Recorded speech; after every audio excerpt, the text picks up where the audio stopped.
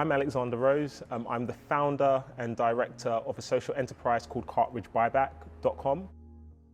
We resell printer cartridges. Normally these would get kind of like dumped or recycled, so we take those in as donations or offer cashback for them and resell them online using all the profits to support people leaving prison, which I'm really passionate about. From a personal perspective, I grew up in a rough part of London in England and was exposed to a lot of the crime and a lot of the social issues that come with living in such an area. And being surrounded by that really caused me to want to improve the area that I live, want to contribute in a way that helps to uplift people, to empower people. I also think it feels good to know that one can, live a life that leaves things better for the next generation than just kind of consuming everything. So I think for me, circularity is a mix of a number of things that I value and try to reflect in Cartridge Buyback.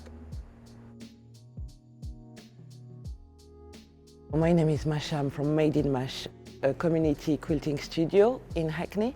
I decided to open a community quilting studio so we could be a place where people could learn to quilt, could make quilts, but also could learn about upcycling and recycling and how to reuse what they have, but also to change our mentality. It's better to buy a better product that will have a long life and that we can use and reuse consistently, from a curtain to making a quilt.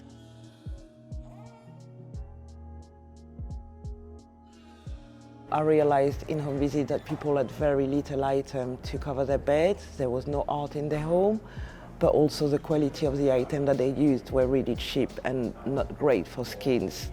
And there's a massive issue with children's eczema and asthma, and I believe what we use at home in terms of cleaning products or fabric that we use on our skins have a relation to it. Last year, I linked up with a community centre to see if we could offer a free class for people on low income, and we started last year. So we offer a free creche, and we have about 7 ladies who come in. 80% of them never used a sewing machine before and had no idea what to do with fabrics or with a sewing machine.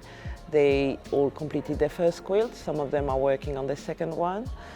And we all learn about how to collect fabrics, how to use it, but also how to be free in their creativity. I give them some guidelines, but then I really want them to be free with their mind, because in life, especially when you become a mother, your whole life is structured by nearly pleasing everyone except yourself.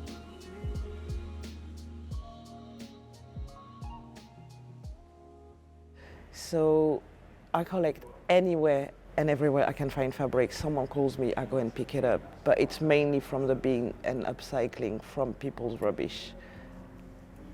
Let's stop producing fabrics we don't need.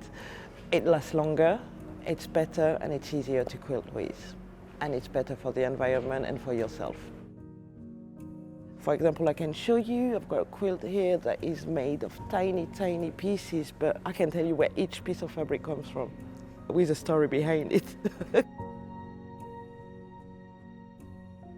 I think a lot of entrepreneurs or people that have amazing ideas to do things, to make the world a better place, often are on their own when they have these ideas, and on their own when they're kind of building them from the start.